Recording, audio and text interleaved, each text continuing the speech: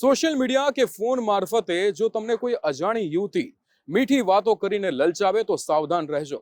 બનાસકાંઠાના ડીસામાં એક ખેડૂત આવી જ એક હની ટ્રેપ ગેંગમાં સપડાયો હતો।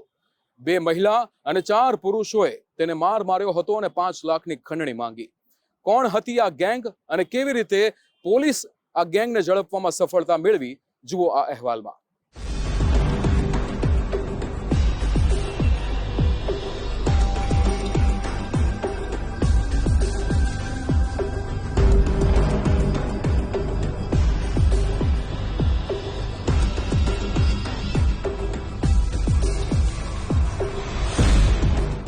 સોશિયલ મીડિયા પર અજાણી મહિલાઓ મેસેજ કરીને મળવા બોલાવે તો સાવધાન થઈ જજો। કોઈ અજાણી મહિલાને એકલતામાં મળતા પહેલા વારંવાર વિચાર કરજો। ગુજરાતમાં અંતરિયાળ ગ્રામ્ય વિસ્તારોમાં હની ટ્રેપની લાલચે યુવકો અને આધેડ વ્યક્તિઓ સાથે ઠગાઈના કિસ્સા વધતા જાય છે। બનાસકાંઠા જિલ્લાના ડીસા પંથકનો ખેડૂત હની ટ્રેપની જાળમાં ફસાયો। ગત 5 જૂને હેમતાજીના મોબાઈલ પર મેસેજ આવ્યો। અજાણી મહિલાએ કિરણ હોવાનું કહીને હેમતાજી સાથે લાંબો સમય વાતચીત કરી। આ મહિલાએ વાતોમાં ફસાયેલા હેમતાજીને મળવા બોલાવતા જ તે તરત તૈયાર થઈ ગયો। 8 જૂને પાલનપુરના બાદરપુરા નજીક ખેડૂતને મળવા માટે બોલાવ્યો। આ સમયે કિરણ તેની બહેનપણી પૂજાને લઈને ઊભી હતી। હેમતાજીની કારમાં બેસી બંનેએ પાલનપુરમાં આવેલા એક ખાનગી મોલમાં ખરીદી કરી, જે બાદ કિરણે હોટલમાં લઈ જવાની લાલચે ગેસ્ટ હાઉસમાં લઈ ગયા। ત્યાં ખેડૂત હેમતાજી સાથે કેટલાક ફોટો અને વિડીયો ઉતારી લીધા। પછી વડગામ સુધી મૂકી આવવાનું કહેતા જ હેમતાજી તૈયાર થઈ ગયા। આ સમયે રસ્તામાં લાલાવાડા ચોકડી નજીક હની ટ્રેપ રેકેટમાં સામેલ ટોળકીના અન્ય 4 ઈસમોએ તેમને આંતર્યા।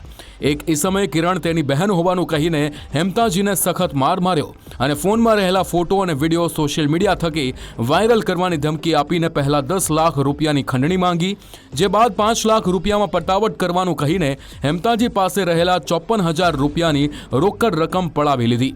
જે બાદ હેમતાજીના ઓરિજિનલ ડોક્યુમેન્ટ પડાવીને બાકીના 4.5 લાખ રૂપિયા આપવાનું કહી હની ટ્રેપ ગેંગના સભ્યો ધમકાવતા જતા રહ્યા। જે છે એમના મોબાઈલમાં વોટ્સએપ પર વાત કરીને એમની સાથે વાર્તાલાપ કરી અને વિશ્વાસ કરીને મિત્રતા બાંધી હતી અને જે બાદરપુરા પાટે છે ત્યાં તેમને બોલાવ્યા હતા। ત્યાં બોલાવીને જે આરોપી કિરણ અને બીજી એમની મહિલા મિત્ર પૂજા શેટ્ટી, આ બંને મહિલાઓ ત્યાં બાદરપુરા હાઈવે રોડ પર આવી હતી અને ત્યાંથી તેમને ગાડીમાં બેસાડ્યા હતા। ત્યાંથી તેઓ ડીમાર્ટ છે ત્યાં શોપિંગ કરવા માટે પણ ગયા હતા અને ત્યાંથી પછી એ લોકો જે કેપલ હોટલની બાજુમાં જે રાજાજી ગેસ્ટ હાઉસ છે ત્યાં તેમને લઈ જવા ત્યાં ગયા હતા અને ત્યાંથી તે વડગામ મૂકવા જવાનું કહીને આ દરમિયાન તેમના જે હની ટ્રેપની જે મહિલાઓ છે એમના જે પુરુષ મિત્ર જે 4 છે તે જે સોની મયુર રાઠોડ, કમલેશ મોચી, અજય પટની, તેઓને બોલાવીને અને જે ફરિયાદી છે એમને ધાક ધમકી આપી અને બ્લેકમેલ કરીને તેમના પાસે 5 લાખ રૂપિયાની માંગણી કરી હતી। આ ગેંગનો શિકાર બનેલા ખેડૂત હેમતાજીએ ડરવાને બદલે ગઢ પોલીસ સ્ટેશનને જઈને ફરિયાદ નોંધાવી। આ ગુનાની ગંભીરતાને જોઈને પોલીસે 2 મહિલા કિરણ અને પૂજા સહિત 6 ઈસમો સામે ફરિયાદ નોંધી। ગઢ પોલીસના જવાનોએ છટકું ગોઠવી બાકીના 4.5 લાખ રૂપિયા લેવા માટે આવવાનું કહ્યું।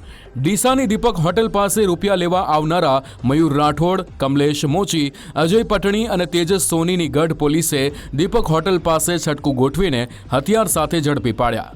અને આ બાબતે જો ગઢ પોલીસને જાણ થાય છે, ગઢ પોલીસ દ્વારા આ બાબતે આ ઘટનાનો વેરીફાઈ કરીને અને આ હની ટ્રેપનો ગુનો બનતો હોય આ બાબતે આરોપી પકડવા ખૂબ જરૂરી હોય તો ગઢ પોલીસ સ્ટેશન પીઆઈ અને તેમની ટીમ દ્વારા જે બાકી જે 4.5 લાખ રૂપિયા જે આપવાના બાકી હતા એ બાબતે છટકું ગોઠવીને અને વેસ પલટર કરીને ડીસાની જે ડીસા હોટલ છે દીપક હોટલ ત્યાં પોલીસ દ્વારા વોચ રાખવામાં આવી હતી અને વોચ રાખીને જ્યારે આ જે આરોપીઓ છે એ તેઓ જ્યારે ત્યાં ઇકો ગાડીમાં પૈસા લેવા જ્યારે આવ્યા હતા એ બાબતે ફરિયાદી દ્વારા પોલીસને ઇશારો કરતા તરત એ આઈડેન્ટિફાઈ કરીને આ આરોપીઓને તમામને ઉઠાવી લેવામાં આવ્યા હતા।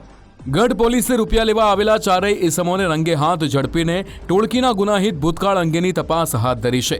જો કે હની ટ્રેપ ટોળકીની મુખ્ય સૂત્રધાર સમાન કિરણ અને પૂજા હજી પોલીસ પકડથી દૂર છે।